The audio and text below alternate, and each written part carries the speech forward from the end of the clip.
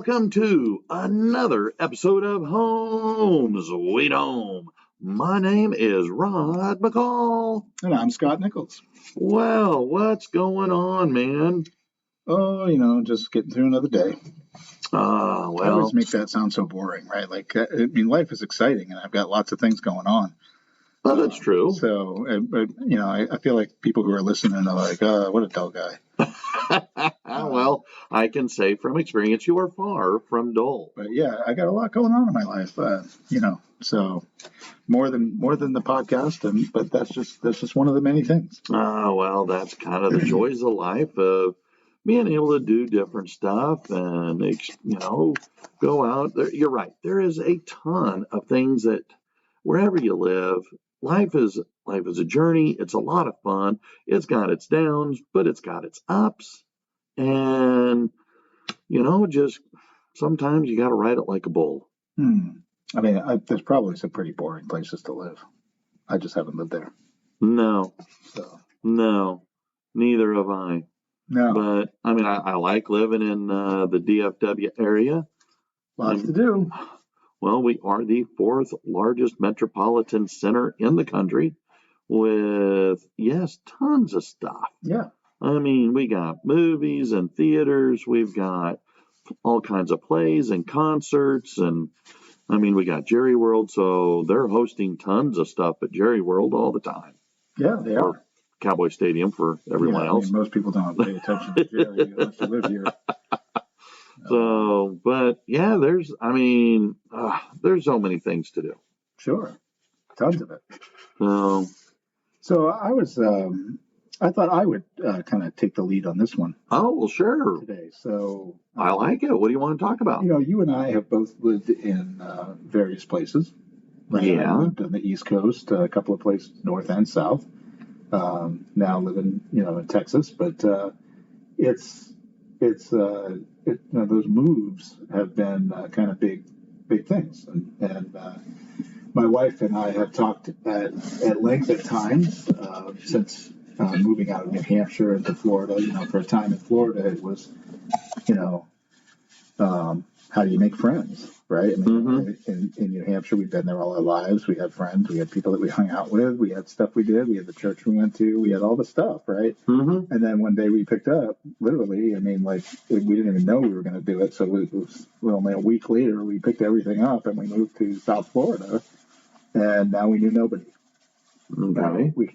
We had no relationships, no friends. And it comes down to, well, where do you get friends? Never really thought about that before, right? Okay. How do you make friends and how do you make that friendship work?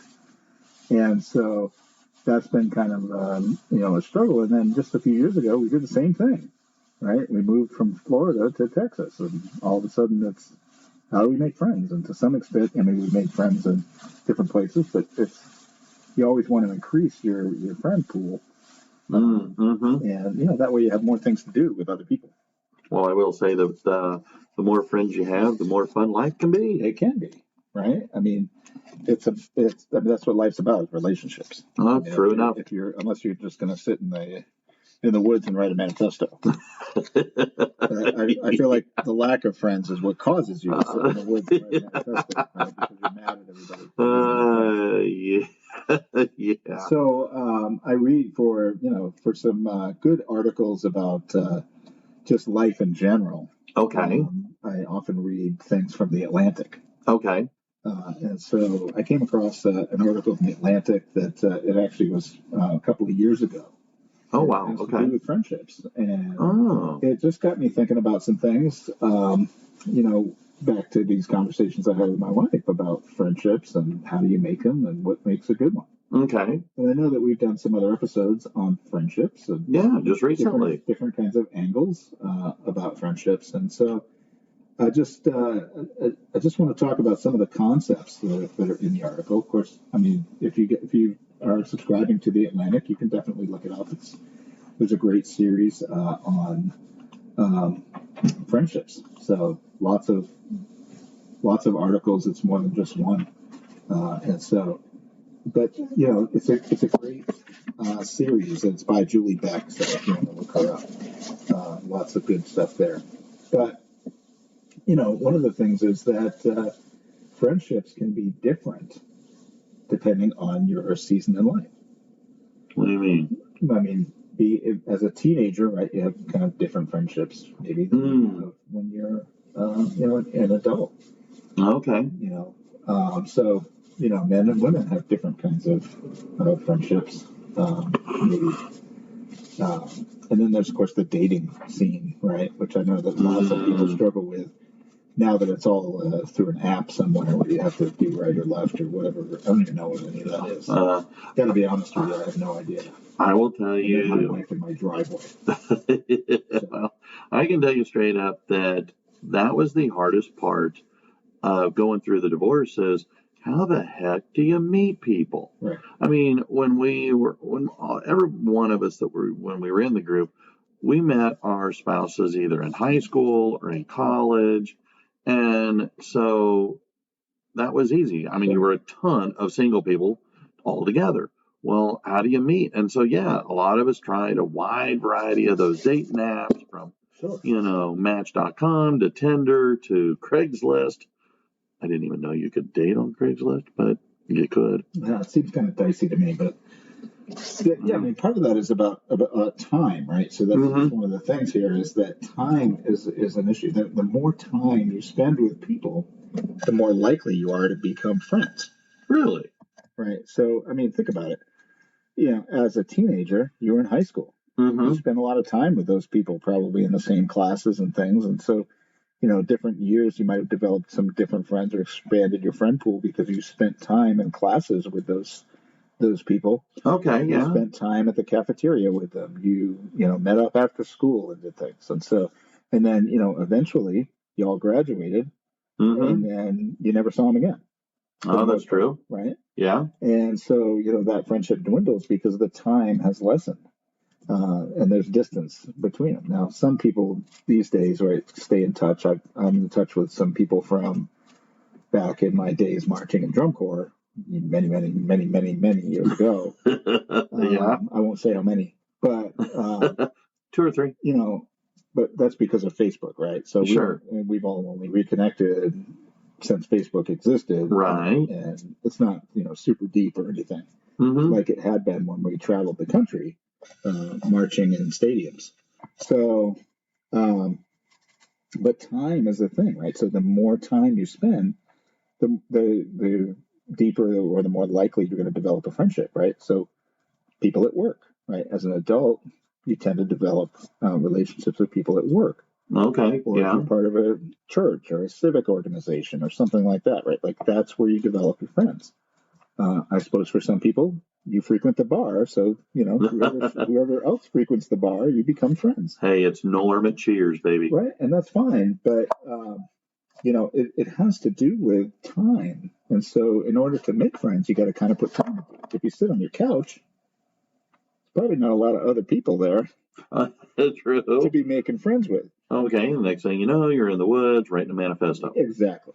Right. Okay. So, I mean, you might have a neighbor. Maybe you do little backyard barbecue with your neighbors, and you get to know them. But short of actually taking that step to do that, right? You don't have that, and that's part of it is that spending that time with somebody and kind of being giving attention to that. Well, that does make sense because, I've had friends, we were friends in high school, and then you're right, you graduate, go your separate ways. And for a lot of them, I haven't seen them. And you work with, I've worked in many different places. Right. And when you're right, when you stop working together, you stop hanging out. Mm-hmm. And, paying attention to people might actually lead you to becoming friends with somebody that you didn't think you would be friends with. What do you mean? Well, you might still remain friends with somebody who is an ex for some people. I've seen that. Right? Okay. They can't be together romantically. Okay. Maybe they stay together as friends. You might have a neighbor that kind of drives you nuts, but if you pay some attention to them, they become less nutty. Maybe they become a good friend and they start having beers over the fence. Okay. Or whatever. I think that paying attention and seeing the people that are out there might actually become friends with somebody that you didn't expect. Maybe you're a very staunch political person, one side or the other, Mm-hmm. and you meet somebody from the opposite side, right? And they can still be your friend, right? Okay. So, well, to piggyback on what you were saying just a little bit ago, my sister, one of my sisters, when she got divorced, her and her ex-husband, they make better ex-spouses than they did when they were married. sure. I mean, they still hang out. They go to dinner all the time. They, my brother-in-law, ex-brother-in-law comes over and helps out with my sister at her house. I mean, there's nothing romantic, I don't think, going on, but they make much better friends. Sure. So yeah, I see what you're saying by that. So I mean, that can be an avenue. You just got to be able to see who's out there, and maybe give some attention to that person that you think maybe you could never be friends with. They might be your best friend for life. Okay. BFF or whatever those terms are, right? You got to be intentional about the things you want to do. It's sort of like when when you or I, we'll be like, so let's go to lunch. Yeah. Right. We're going to go to lunch on a Saturday, and we're going to grab the other guys too. Yeah. And we got to be intentional about when we're going to do it, and where we're going to go. And Torches is great, but I've been thinking Norma's lately. Ooh. So, right. I mean, you got to be intentional. Nobody wants to be with a friend who's like, no, I don't. I can't get together. Right. I can't. Mm-hmm. I can't do that. Or I'm busy on that day. I think I have a thing to go to. Okay. Right. Okay. You can't just blow people off. No, and you are correct, and I think that it is. When you say intentional, I've got some friends that I've worked with that when you stop working together, it's really hard. When I lived in Pennsylvania, I had a really good friend. His name was Glenn. Yeah. And it has been hard. Thank goodness for Facebook. Yeah. But we're half a country away. But when Sherry and I went back up to go see her family, some of her extended family anyway, sure, up in Buffalo. And when we went up to Buffalo, I said, we need to swing through State College. I want to see my friend Glenn. There you go. And I reached out and we hung out and we went, it was really a lot of fun. And I would bet it would be like you picked up where you left off. Kind of, yeah. I mean, 15 years had passed by, but it was. And a lot of life had traveled in those good 15 years. My best friend growing up, he still lives back home. Right. And it's it takes effort on both of our parts. Mm-hmm. My other really good best friend, he lives in Florida. Mm-hmm. And it's an effort but it's a worthwhile effort because I don't want that friendship to die. Yeah. I go back to Florida every year and I intentionally try to get together at least once with a group of friends that I was always around. Mm-hmm. And it's a lot of fun. And because of that, we tend to stay in touch. We got all this technology now, so we tend to stay in touch through group chats, which I actually understand is one of the biggest social media things. It's actually not really TikTok or any of those other ones. It's group chats have become a big thing. But anyway, that's for another episode. Okay. Look for that coming up. All right. I look forward to it. But you have to be intentional about things. Part of that intentionality is, maybe even some ritual. And so my best thing for this is, like you and I and some of our friends, while we're at work, in the before working hours, we all come in early. Oh, yeah. And we have what we call the morning meeting, which generally has nothing to do with talking about work. It has everything to do with talking about absolutely anything else that is on our minds. And everybody enjoys it enough that everybody seems to come every time. And it's grown over the years. There's a few people who come in, periodically to see what the heck it is we're doing. Yeah. But ritual can be important. Some of the things that they actually mentioned in the article are things like Dungeons and Dragons, which I know that you have done I love playing with some D&D. friends. Maybe some regular dinner parties, right? Like I have a group that from church that we get together, and we're actually, we get together one night a week, and it may seem like it's some kind of, if you make it a ritual, like it's some kind of rote thing. Mm-hmm. I mean, we can not be there if we don't need to, and Right. nobody's going to unfriend us for not doing that. But in general, we want to be there. We want to connect with those people and hang out with them, and it's a lot of fun. I'm sorry, I interrupted. So no, I mean ritual. Well, when I was going through the divorce, I was so lucky to be part of this divorce recovery group, and we would meet every Tuesday.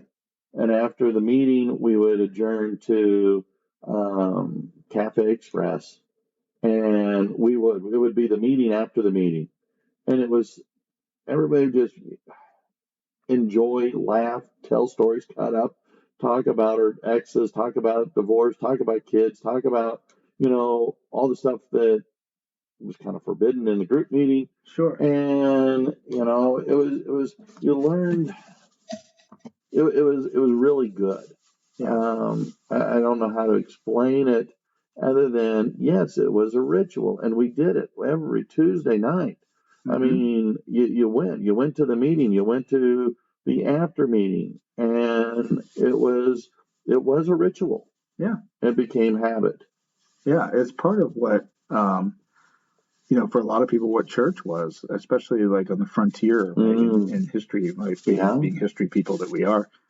Part of that's what held community together, because that was the social environment. You went there every week.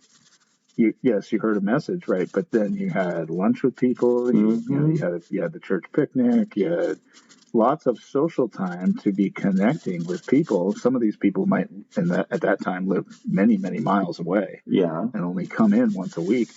And so, that was that cohesiveness that was the place. Yeah, where you put that together. That was their ritual. Well, that makes sense. And we got to have the same things. It's a more complicated society today, especially living in a large metropolitan area. Mm-hmm. But it's still the same concept, right? Like you have to be intentional and maybe even a little bit ritualistic to make sure that you are reaching out and connecting with those people that you want to call friends. Yeah, because I agree with you. Friends make life way more enjoyable, and to be able to, do stuff, because over time, sometimes you move, they move, and I enjoy getting back together to reminisce, to tell stories, some of which may not be very accurate, but it is kind of fun. You laugh, you joke, and sometimes it's fun to introduce new people to your old group. So I get that.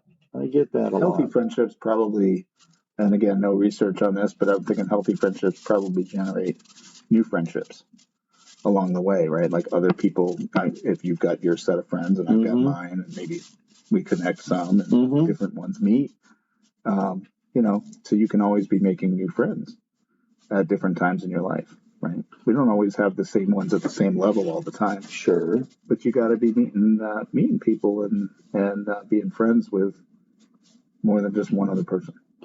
Yeah. Or no other persons.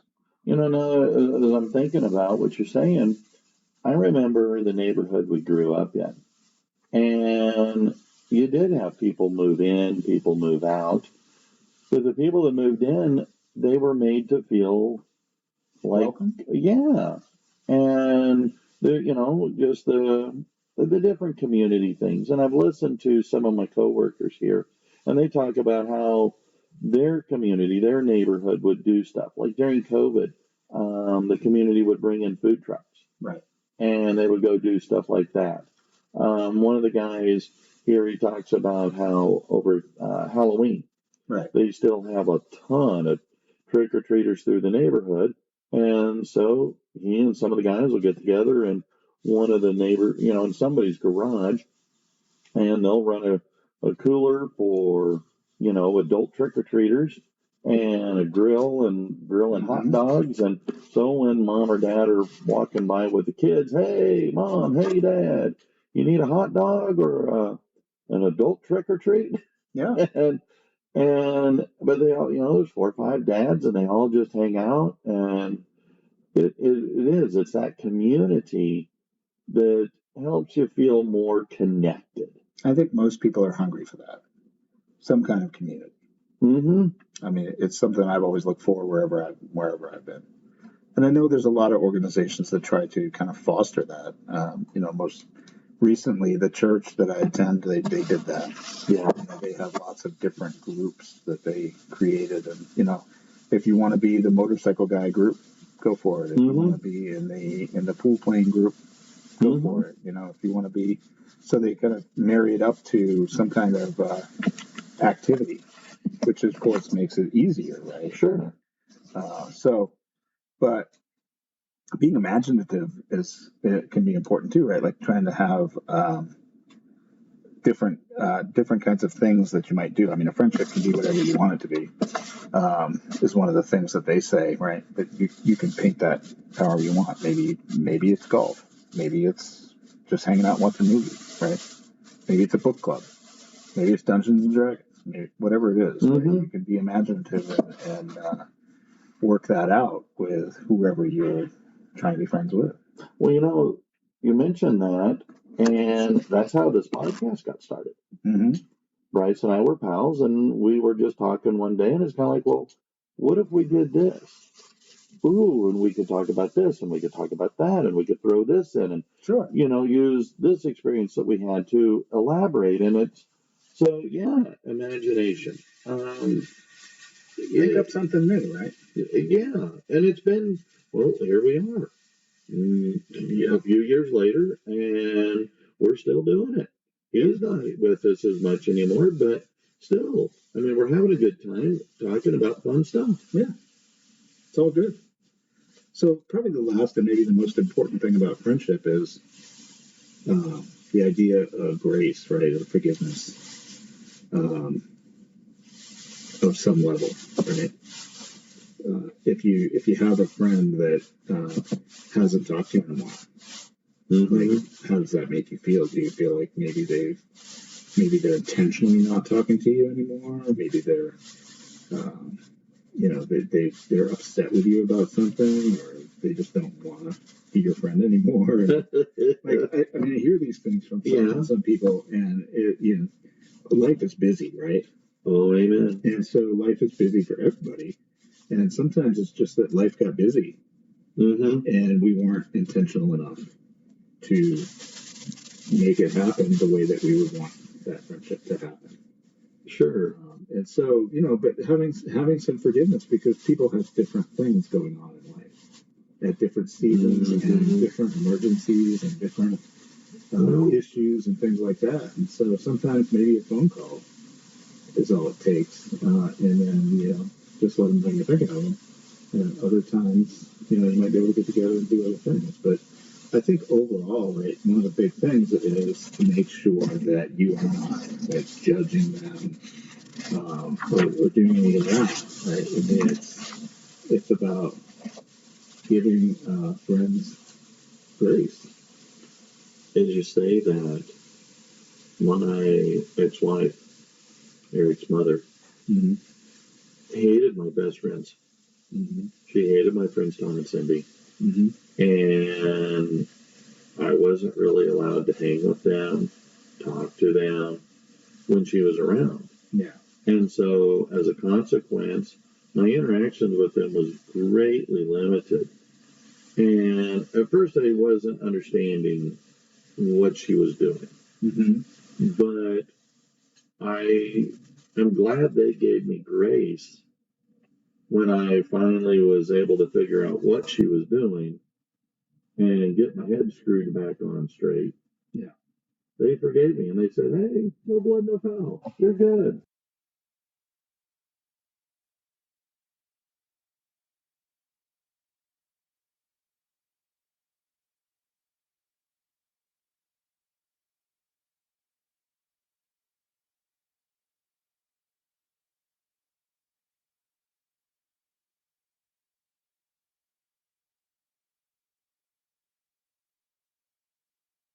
And that made a huge difference.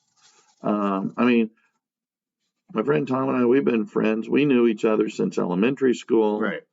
And it made all the difference. I mean, my other best friend, Steve, who lives in Florida now, his mom and dad, my mom and dad, I mean, we go back to age 5.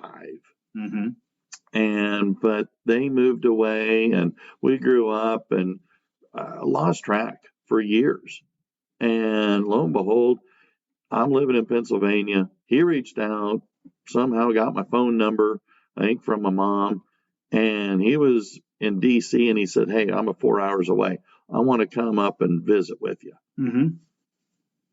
And it was as though 15, 18 years had never been there. Right. And, it was kind of fun. It was great. It was, a piece of the past has come back. Yeah. So grace, I get what you're saying. Yeah. And you got to be forgiving and hope that others forgive you. Right. And that's a big part of friendship. So, if you want to be good friends, it has to be kind of equal, but you don't want to judge the other person for having any kind of struggle. So, I just think that friendship is really important. And having moved around the country a few times, Mm-hmm. I think that is a really important part of life, and it helps me be a better person. It helps me learn new things. It helps Mm-hmm. me, talk about issues. I mean, it helps with all kinds of things in life. It's a place to go for when you are struggling, maybe in another relationship, and you need some advice, right? I mean, it's a place to go where you can trust people. So, the longer you're friends with somebody, obviously, the more you trust them. And that's a benefit to you, and you can be a benefit to them. I guess I have the right, one of the kinds of personalities that makes it easy to make friends. And my wife says, there's nobody I am not afraid to talk to. Sure. I mean, I have the same experience. And I'm glad, because when I was a little kid, I was as quiet as a church mouse. Sure. Shy of my own shadow. I can't believe it. Oh, well, I know. I mean, what a loud, crazy, obnoxious son of a buck I am now. But and I'm glad I'm not. I'm glad I outgrew that. Maybe the loud part, but not the rest of it. So. But it is. Life is tough. Yeah. But you know what? Friends makes it better. Amen. I mean, if you and I weren't pals, we wouldn't be doing this. Nope. And this is fun. I'd be at home sleeping on my couch, having no friends. Drafting manifesto after manifesto. Sure. Anyway, I just wanted to bring it up because I think that, some people struggle with how to make friends, right? Mm-hmm. And how those friendships should play out. And I just think that these are just a few key things that I think people can use to try to have better friendships. Well, I'm glad you did, because it is important. And, you start looking at, you're right. I'm glad you brought that up, because I hadn't thought about the idea that most of my friends are people I either work with, went to school with, went to church with, or live next to. Mm-hmm. But yet that's pretty much all of them. Mm-hmm. So, yay. And so if we're just hiding in our house, we're missing the opportunity. So get out there. Get the wind blown off you, or the stink blowed off you, as my mama would say, and meet the neighbors. That's right. All right. Well, I think that's all we have time for today. All right. Well, thanks for bringing this up. It was kind of fun to be on the opposite side of... A little different, isn't it? Yeah, I kind of like it. All right. Well, then I guess until next time, I'm Rod, and my friend is... Scott, and go make a friend. All right. Bye. Bye.